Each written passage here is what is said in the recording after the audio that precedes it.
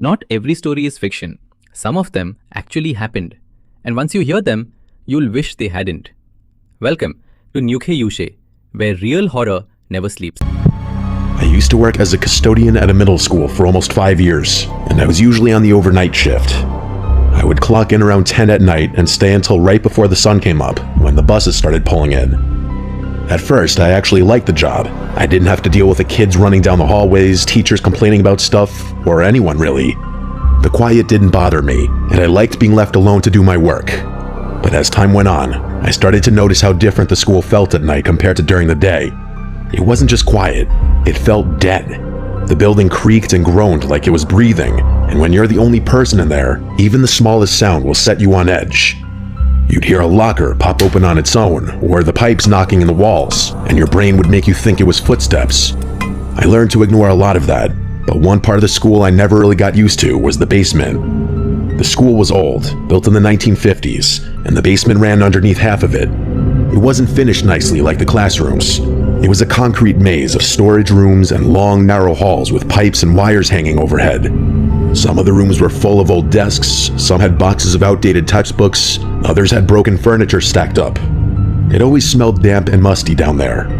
The fluorescent lights buzzed and flickered when they even worked at all. A lot of the time you had to bring a flashlight just to see where you were going. When I first started, one of the older custodians told me to avoid the basement unless I absolutely had to go down there. He said it wasn't worth the trouble and joked that it was haunted. I laughed along, but even in that first week, I noticed how uneasy I felt in that part of the building. It was like stepping into a different world compared to the bright hallways upstairs. There were nights when I would pass the door to the basement and feel a chill just from looking at it, but usually I didn't have to go down there. So I avoided it whenever possible. One night, about 2 years into the job, I had a list of tasks taped to my cart, and one of them was to bring up a set of folding chairs for an event. I groaned as soon as I saw it, because the only place those chairs were kept was the basement. I remember standing at the top of the basement stairwell door for a good minute, just debating if I could ask my supervisor if it could wait till morning, but I didn't want to look lazy, so I grabbed my flashlight and opened the heavy door. The stairwell echoed with every step I took, like my boots were way too loud. I got to the bottom and flipped the switch, but only a couple of the overhead lights came on. They left most of the hallway in darkness. I swear it smelled like wet cement down there. I turned on my flashlight and started walking. The chairs were supposed to be in the second storage room on the left. The first room was full of old desks piled all the way to the ceiling. The second door was half rusted, and it squealed like nails on a chalkboard when I pulled it open. Inside, the room smelled like dust and wood polish. The folding chairs were stacked against the wall in uneven piles. I bent down and started pulling them out, trying to carry as many as I could at once so I wouldn't have to make so many trips. I had just picked up 4 when I froze. From somewhere out in the hallway, I heard a soft dragging sound, like someone was slowly sliding their shoe across the floor. I held my breath, still bent over with the chairs in my arms, listening as hard as I could. The sound stopped. I straightened up and peeked my head out into the hallway, shining the flashlight both ways. The beam cut through the dark, but there was nothing there. My heart was thumping in my ears. I stood there for what felt like forever before finally telling myself it was probably just the pipes, or maybe I had shifted a chair without realizing it. I carried the first load out into the hallway and toward the stairs. As I walked, I suddenly felt a cold draft against my face. It was so out of place that it made me stop mid-step. The basement was always warm and stale, with no windows and no moving air. This felt like standing next to an open freezer. I shined my light up and down the hallway, but nothing looked different. I shook it off, set the chairs at the bottom of the stairs, and went back for more. When I walked into the storage room again, something felt off. The stack of chairs looked different somehow, like they had shifted while I was gone.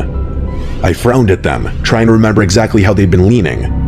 I finally told myself I was just being paranoid and picked up another load. This time, as I turned to leave, I heard it again, a thump followed by a scraping sound. It came from farther down the basement hallway.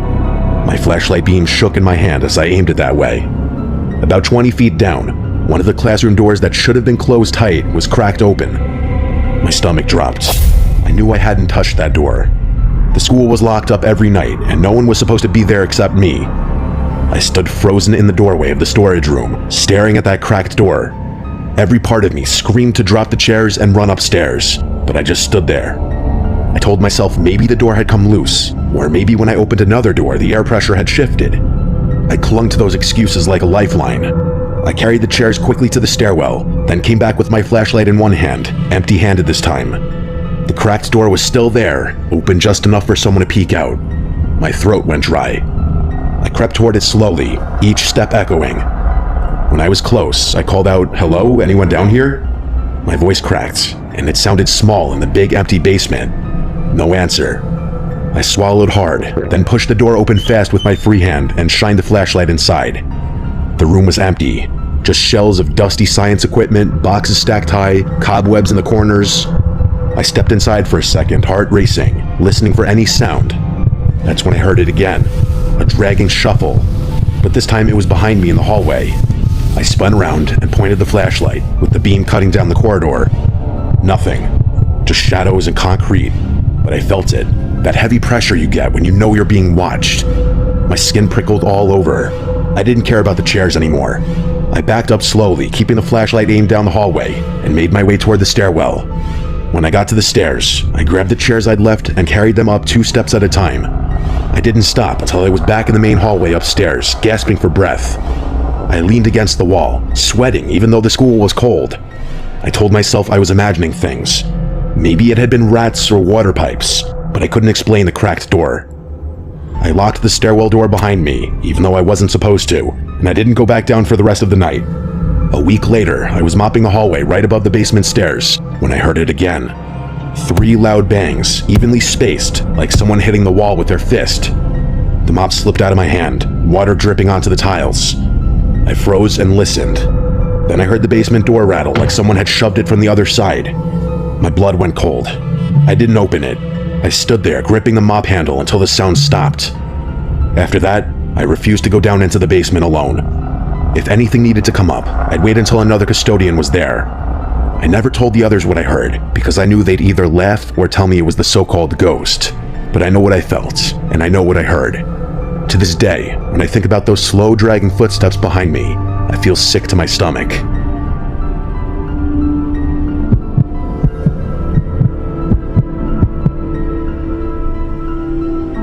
I worked as a custodian at a high school for 3 years. I was the newest guy on the team, so most of the time I got stuck with the overnight shifts. The building was huge, 4 floors and 2 gyms, and at night, when it was empty, it felt like a giant maze. The rule was to go floor by floor, room by room, turning off lights, emptying trash, and locking doors. It usually took the whole night to cover everything, and if you tried to rush, you'd miss something. One Friday night, I was working alone because one of the other custodians had called out sick. Normally, we worked in pairs, so I wasn't used to being the only one on duty. At first, the shift was normal. I started on the first floor, emptying trash cans, wiping down surfaces, and mopping the hallways. The lights in some of the old corridors flickered, which made the shadows jump around, but I told myself it was just the building settling. Around midnight, I made my way up to the 3rd floor. That floor always gave me a bad feeling because it was quieter than the others. It had a lot of older classrooms that weren't used anymore, some permanently locked, and others were just storage rooms filled with dusty books, broken furniture, and old lab equipment. As I walked down the hallway, I passed the lockers. The metallic click of the doors and the echo of my boots against the tiles made me jump a few times.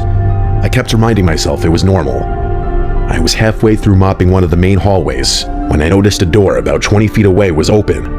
That struck me immediately because I had already checked all the rooms earlier in the evening, and every door had been locked. My first instinct was to walk past it quickly and ignore it, but something made me stop. I set my mop against the wall and walked over slowly, trying to make as little noise as possible. The door was one of those old wooden classroom doors with a square glass window. I pushed it open slowly, shining my flashlight inside. The room looked empty. The desks were stacked along the walls and boxes were in the corners. Nothing seemed out of place at first glance, but then I noticed that one of the boxes near the back wall had been moved. It was tilted, not lined up with the others, and there were scuff marks on the floor, like it had been dragged across the tiles. My stomach sank. I knew I had closed that door earlier, and I knew I hadn't moved that box. I told myself it was probably nothing, just my imagination playing tricks on me because I was tired. I pulled the door closed and went back to mopping, but my mind kept wandering to that room. I kept thinking I should check the windows, maybe a student had snuck in somehow. but all the windows were locked from the inside, and the hallway doors were locked as well. I tried to shake the feeling of being watched and focused on the cleaning. After finishing that hallway, I went down to the stairwell to head to the second floor. As I walked past that same classroom again, my heart nearly stopped. The door was wide open. My breath caught in my throat. I knew I had shut it before. I slowly stepped closer. I peeked inside, and the room looked normal, except the box was now moved to the center of the floor. My pulse was racing. I whispered, "Hello? Who's in here?" My voice sounded tiny in the emptiness of the building. I waited, but there was silence. And then from the back of the room, I heard slow, deep breathing. Not a gust of wind or a pipe. It was someone trying to be quiet, but making sure I could hear it. I tried to convince myself it was a student hiding, playing a prank. But how would they have gotten in? I was the only one who was supposed to be there, and all the doors were locked. I slammed the door shut and ran down the hallway to the stairwell. My heart was hammering, and sweat ran down my back. I stayed pressed against the stairwell door, listening. I debated calling my supervisor, even though I hated bothering him in the middle of the night. Finally, I did. When he picked up, I told him what was happening, trying to keep my voice steady. He said he would be there in 20 minutes. Those 20 minutes felt like hours. I stayed as far away from that room as possible, peeking over my shoulder every few seconds. Finally, he arrived. We went back up together. He had a big flashlight and walked straight into the classroom. The box was still in the middle of the floor. We checked everywhere, the closets, under the tables, behind the desks. There was nothing. He suggested I was just tired or imagining things. I didn't argue, but I knew what I had heard. That slow, heavy breathing. I tried to finish the rest of my shift with him there, but I kept glancing at that classroom. The hallway felt colder and more oppressive than ever. Even sweeping and mopping didn't distract me. Every time I passed a locker, I expected it to swing open. Every shadow seemed like a person standing just out of view. Weeks later, when I worked with another custodian, he told me that years ago, a student had been caught hiding in that classroom overnight. They had snuck in to play a prank, but it scared the staff so much that they never used that room again. It made sense, but it didn't explain the breathing I heard that night. There was no one else in the school. I finished the shift and left, but every time I thought about it, my stomach twisted. I started taking extra precautions. I made sure all the doors were locked as I passed. I kept my flashlight pointed at the floor and stayed near the stairwell if I had to pass that hallway. Months later, I had another overnight shift alone. I avoided that third floor for as long as possible. When I finally had to go up, I moved as quickly as I could. I kept thinking I'd hear it again. The feeling of being watched didn't go away. Even when I was in a room far from that classroom, I felt like eyes were on me. Every creak of the floor made me jump.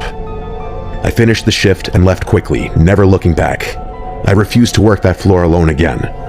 Even years later, I avoided it whenever I could. I never found out if it had been a student hiding or something else, but I'll never forget the sound of that breathing, coming from a classroom that should have been empty. I can still hear it in my head sometimes.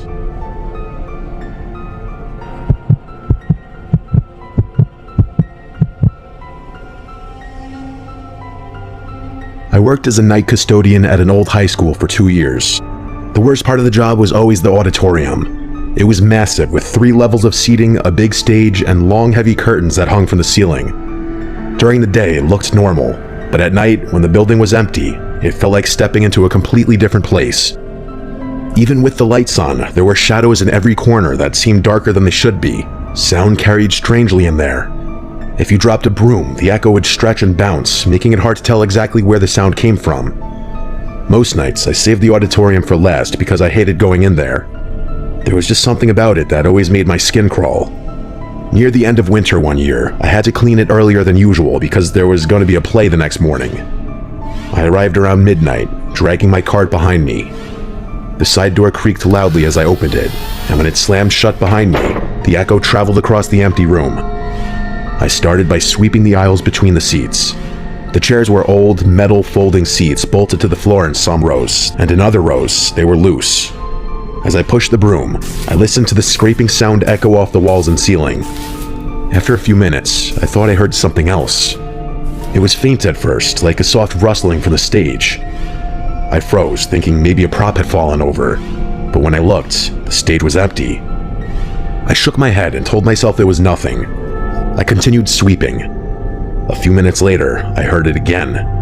This time it was more distinct, the sound of slow footsteps across the stage. I stopped sweeping and looked toward the stage. I could see the stacked props in the corners. Nothing moved, but the sound was real. My breathing became shallow. I slowly climbed the steps onto the stage, shining the flashlight behind the curtains. There were ropes, pulleys, old chairs, and painted scenery stacked against the walls. Everything was covered in dust, and the beam of my light made it dance like it was moving. I couldn't shake the feeling that someone or something was nearby. I backed off the stage, telling myself it was just the building settling, maybe a mouse in the rafters, but the feeling didn't go away. I continued sweeping down the aisles, trying to finish as fast as possible. My mind kept going back to the stage. The sound of those slow footsteps repeated in my head, even though I couldn't hear them anymore. I finished sweeping the lower level and started mopping. As I pushed the mop through the rows, I thought I saw a shadow move across the second tier of seats. I moved my flashlight toward the seats, but nothing was there. I tried to tell myself it was a trick of the light. I kept my back to the wall as I moved, feeling as if someone were behind me. I had nearly finished mopping the main floor when I heard it again. A whisper. I couldn't make out words, but it was low, and it was coming from the balcony seats above me. My heart was now hammering, my flashlight's beam trembling in my hands. I wanted to run, but I didn't. I had to finish the job. I told myself it was someone outside, or maybe a janitor who had forgotten something, but I knew I was alone. I kept mopping slowly, my ears straining. The whispering continued, almost like it was moving closer. I tried calling out, but I was so nervous that my voice sounded weak. There was no answer, only the echo of my voice. I finished mopping the main floor and started cleaning the stage itself. The steps up felt endless, and every time I moved my flashlight, I thought I saw something just at the edge of the beam. Sometimes it was a flicker of a shadow, sometimes it was just my imagination. When I reached the stage, I looked over the edge of the main floor. The seats stretched back in the darkness. I shined the flashlight into the balcony, and for a moment, I thought I saw a figure sitting there, just a silhouette. But when I blinked, it was gone. I told myself it was a chair or a coat, but the feeling didn't leave me. I started dusting and moving props, trying to focus on something physical. The whispering came again, much clearer this time. It sounded like someone